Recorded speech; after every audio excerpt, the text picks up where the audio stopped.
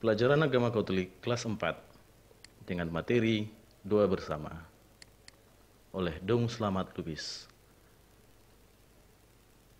Mari kita persiapkan LKS halaman 117 sampai 118 dan kitab suci.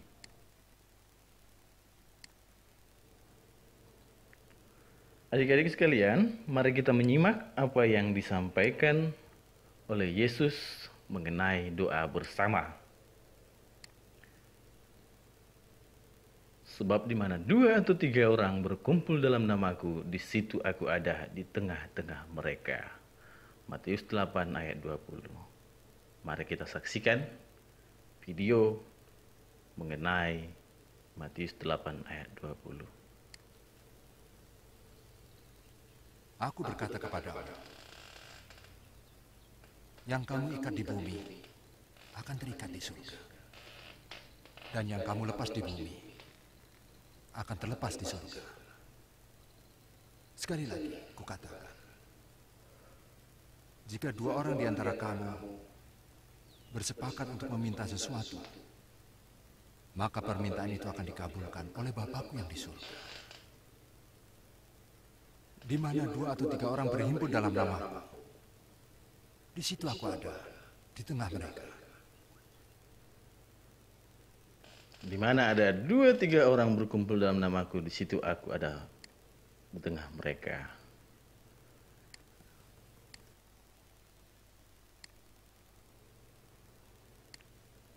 Adik-adik sekalian, Gereja Katolik menekankan pentingnya kebersamaan sebagai umat beriman Katolik. Gereja memang terdiri dari pribadi-pribadi yang beriman kepada Kristus, tetapi gereja bukanlah perorangan. Gereja merupakan persekutuan.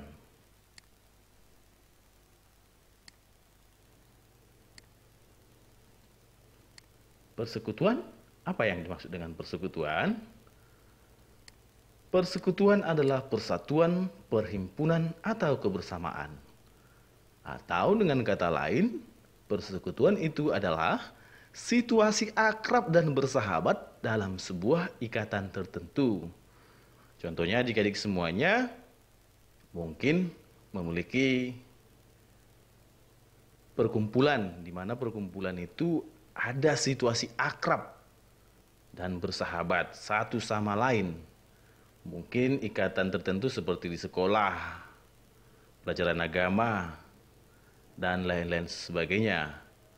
Situasi akrab dan bersahabat dalam sebuah ikatan tertentu. Ada yang mengikat persahabatan dan akrab itu. Namun, persekutuan di sini yang mengikat adalah Kristus.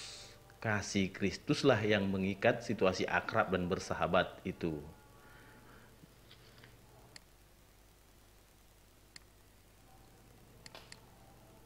Gereja sebagai persekutuan? Apa itu gereja sebagai persekutuan?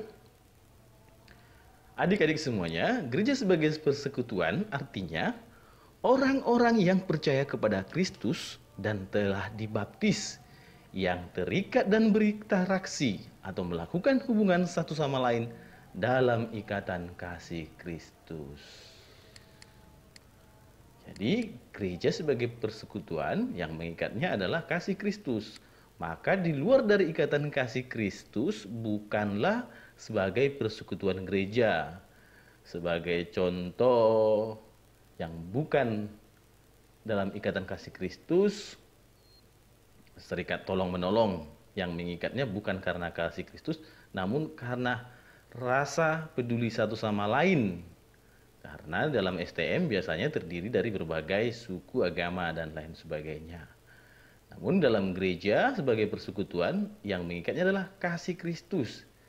Apa salah satunya? Yaitu sakramen baptis. Berkat sakramen baptis inilah yang mengikat kita satu sama lain dalam kasih Kristus.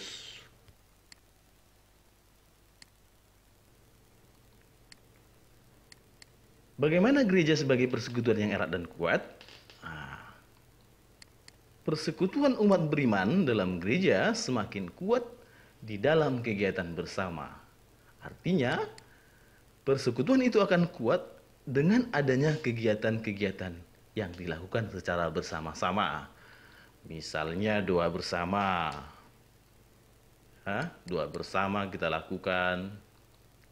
Kegiatan bersama seperti pendalaman kitab suci, ziarah iman,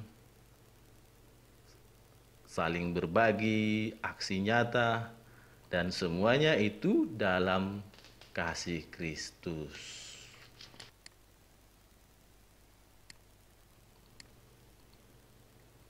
Doa bersama, apa yang dimaksud dengan doa bersama? Doa bersama adalah sebagai ungkapan seluruh anggota gereja. Jadi, seluruh anggota gereja, ungkapan iman seluruh anggota gereja, bukan hanya pribadi-pribadi, namun pribadi-pribadi ini menjadi anggota gereja yang menyampaikan ungkapan imannya. Di antaranya perayaan Ekaristi. Ingat tadi adik-adiknya, perayaan Ekaristi terdiri dari pribadi-pribadi yang percaya akan Kristus yang berkumpul bersama dalam gereja untuk merayakan Ekaristi. Dan inilah ungkapan imannya. Yang berikutnya ziarah. Ziarah, mungkin adik-adik pernah mengikuti ziarah di KBG. Doa novena.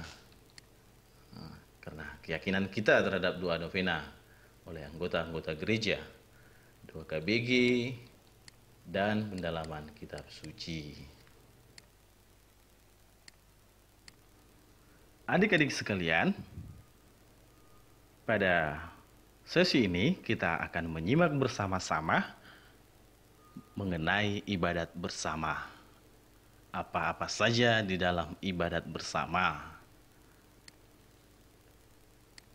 Berikut ini contoh ibadat bersama. Yang pertama, ritus pembuka. Di sini contohnya lagu pembuka Tuhan Kau Satukan Kami.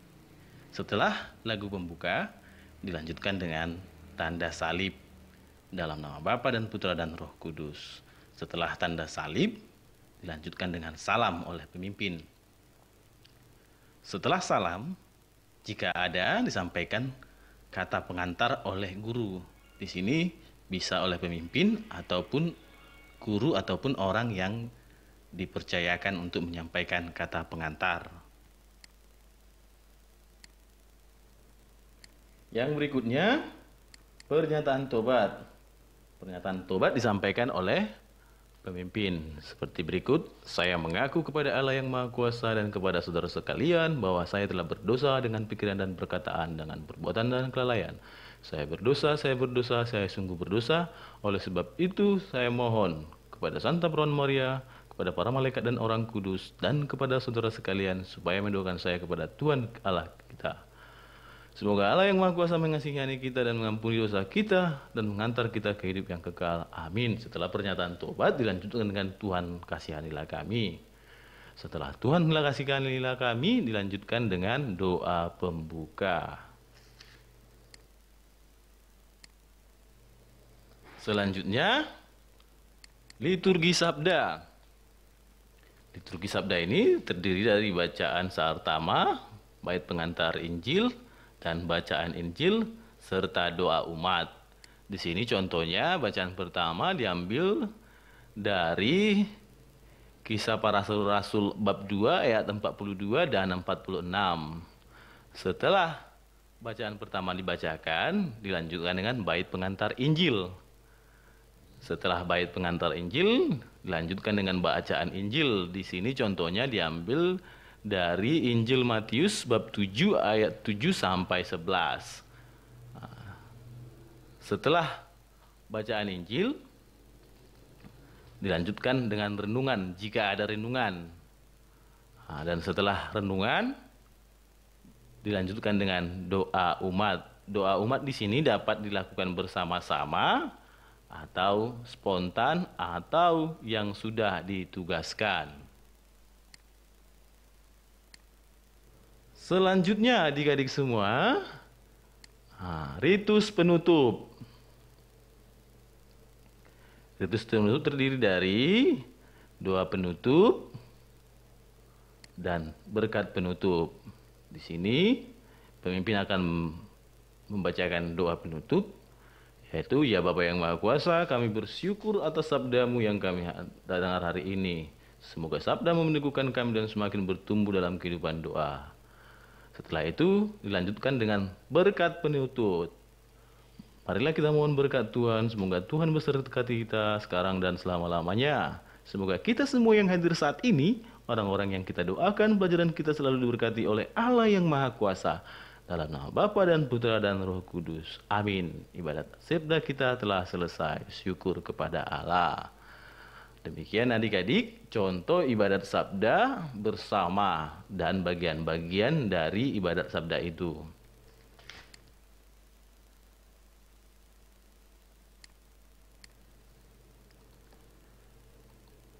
Urutan ibadat sabda yang tadi sudah kita simak terdiri dari 3 bagian. Yang pertama, ritus pembuka. Ritus pembuka ini terdiri dari lagu pembuka, tanda salib, salam pengantar, pernyataan tobat, Tuhan kasihanilah kami, dan doa pembuka.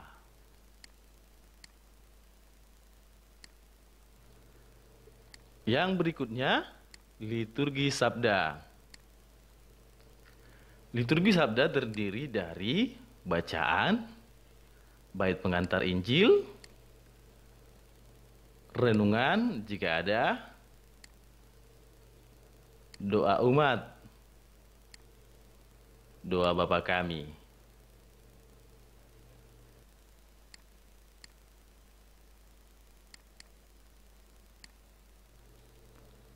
Yang berikutnya, yang ketiga, ritus penutup. Ritus penutup terdiri dari doa penutup, mohon berkat Tuhan. Demikian adik-adik ya, mengenai urutan ibadat sabda yang telah kita simak bersama-sama.